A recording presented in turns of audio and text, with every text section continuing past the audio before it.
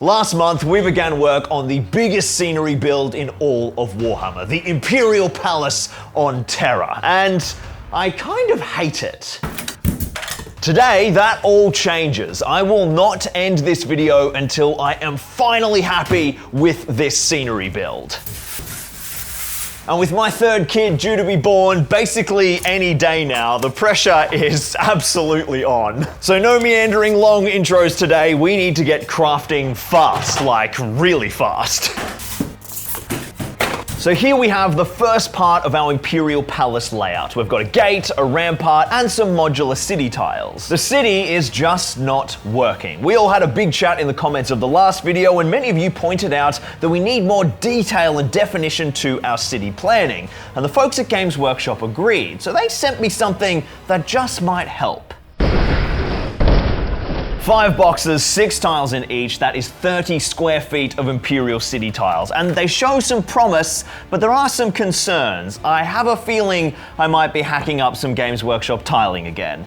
Why? Why? No. But for now, we're actually gonna start with the gate, because it's just not big enough. This gate is massive. It fits an Imperator Titan at epic scale or a Warhound Titan at 28mm scale, but the walls just aren't that imposing. If we jump back to the amazing footage of the centerpiece diorama at Warhammer World, the entrance to this Imperial city is so breathtaking because of the sheer height of the walls. The plummet down into a chasm spanned by bridges, it's just so captivating. By having the walls continue below the playable area and the gate accessed by a bridge, the visual height of the wall looks incredible without making the height that unplayable. It just looks amazing. So we are going to do the exact same thing, but instead of $1 million worth of plastic kits like Warhammer World, we're going to start with a foam foundation and then fortify the foam walls with redoubts and bastions made from plastic kits to add flair and detail just like we did with the first tower battlement. First, I pulled away our city tiles and the front table to leave a chasm before the gate and propped up a few sheets of foam to try and work out how deep I want this moat to be, and after a bit of pondering, I just decided that stupidly massive was the only way to go. So we're going to take this beast all the way down to the floor. I grabbed some sheets of XPS foam and sliced them to the right height, and then cut some lengths to follow the shape of the bastion and the gatehouse so that I could continue their form down into our sort of trench, cutting a 45-degree angle onto our corners to keep that outside face looking nice.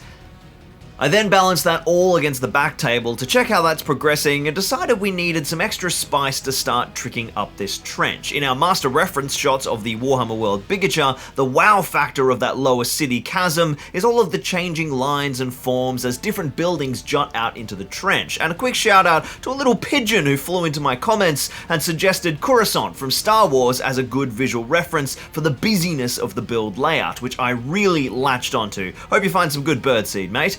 To start out, I cut a platform that will wrap around the corner halfway down the wall with some fun shapes and angles that I'm hoping will join onto sort of future lower walkways. And then with that marked up in its position, I grabbed all of my components so far and put down a basic stonework texture pass. This is much easier to do before we start assembling things, but I want to emphasize this is just a foundation that is going to get layered on with a lot more scenic spice later on. Same old foam techniques we've all seen a million times before here on Zorpazorp: cut, widen, foil texture, and boom. Real quick, I just want to say a big thank you to all of my patrons. I know like every YouTuber does this stupid spiel every video, but like this year's been insane for us, and literally sponsors gone, ad rev gone. Until maybe the last month, it's been a pretty hard year, and like I literally look to that check every month to like pay for my life. So just a big thank you to you guys and everyone who's using my affiliate links as well. If you're buying all your Warhammer goodies through my links in the description, every little bit helps. So just a big thank you for everyone who's supporting me, because it's epic. Thank you. Hey, epic. Imperial Palace, epic. It's funny. Then I glued all of the structures together with some construction adhesive and wooden skewers, including a bunch of bracing that I can hide behind the outside wall. Then I began on the lower foundation of my platform using some 20mm sheeting with a slightly smaller brick texture for a nice bit of variety. The key to making this whole piece really work is going to be layered details. Anything that we can do at any stage to break this piece up and create visual interest is going to be mega helpful. Then I glued the platform in place with a lot of bracing spikes and left it all to dry overnight.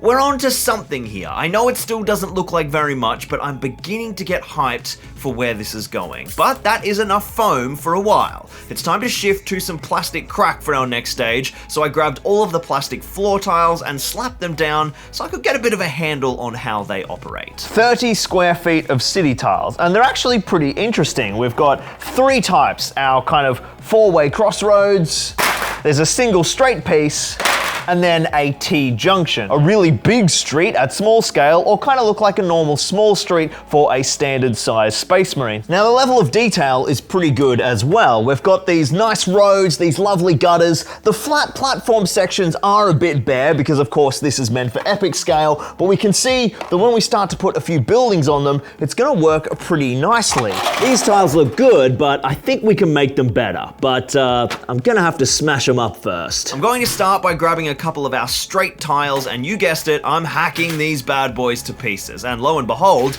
this is actually insanely easy. The new style of GW floor tile is super thin profiled, which makes it really easy to score and snap. No more super dense floor tile agony. Holy Emperor. I cut 2 tiles apart, removing the flat building foundations, but leaving all the nice kind of gutter and pavement details to create the main road crossing the chasm by a bridge, and glued these down onto a sheet of foam board. Then to trick up our bridge, I just grabbed a bunch of foam strips and layered them together with brickwork to really bulk out that structure. Then I took the bridge over to the board and had a play with the span distance, lining up floor tiles on the opposite side and deciding that the 1 floor tile length was perfect. And so before we proceed with any extra detail work, we need our second chasm wall. I slapped this guy together much like the first, creating a bunch of textured patterns and some variety by breaking the wall in the middle with a cutaway corner. And if anyone gets that reference from a Zorpazorp video in 2010, I'll be very surprised. And then I added in an angle piece to make a chamfer that matched the same sort of angle that I'd made on the opposite side with the lower platform. I was running out of foam, so I had to get a bit creative, joining smaller pieces together and then bracing them from behind, and I then hacked up some more road tiles to continue the double lane highway from the bridge onto the first row of city tiles, and that's all looking like it's going to function quite nicely. But what this epic chasm really needs to build up that depth of city life is more platforms and walkways down on our lower levels. So I cut up another straight tile, this time making the road width even smaller, cutting that finer guttering, and then mounted it to some foam board and gave a nice set of foam details for the balustrade and the structural supports beneath, and then made a second walkway that was even longer and installed them jutting out from our lower platform at some interesting angles to add real spice to our trench. In fact, I've fallen so in love with this whole kind of lower city idea that I'm already dreaming of like elevator style tiles up above that allow units to teleport up and down between our upper and lower city zones. Now, when making such massive scenery projects like the Imperial Palace, magnetizing certain components can be an absolute lifesaver. All the various walls and towers on the palace gatehouse and ramparts are prime candidates for magnetizing. I've been magnetizing different parts of a whole range of projects for years, from all the various weapon and equipment loadouts in our Dawn of War Warhammer series, all my Horus Heresy vehicles from tanks to titans, even destructible ruins on my Osgiliath megaboard. But for such a massive project as the Imperial Palace, we will need a lot of magnets. So we got some help from today's sponsor, the almighty Magnet Baron, because magnets, they just solve everything. If you need magnets for your wargaming, then look no further than the magnetbaron.com, your DIY super magnet home. Magnetbaron.com have a huge range of wargaming magnets which are super powerful and even have specific kits for notoriously difficult to magnetize models, magnetized movement trays, and magnetized collapsible flight stands for the epic travel wargaming experience. I challenge you to find a better feeling in all of wargaming than the pure bliss of this moment. Magnetic perfection. So to score some boss wargaming magnets for all your army needs, hit up the magnetbaron.com, link down in the description, so go and show him some love. With the rough outline of the chasm working pretty well, it's time to make it stop looking like hot garbage with a detail pass starting on our gatehouse side. This process involves basically just layering as much detail as we can in both foam and kit-bashed plastic to transform a wall that's just a sheet of foam into a realistic looking fortification.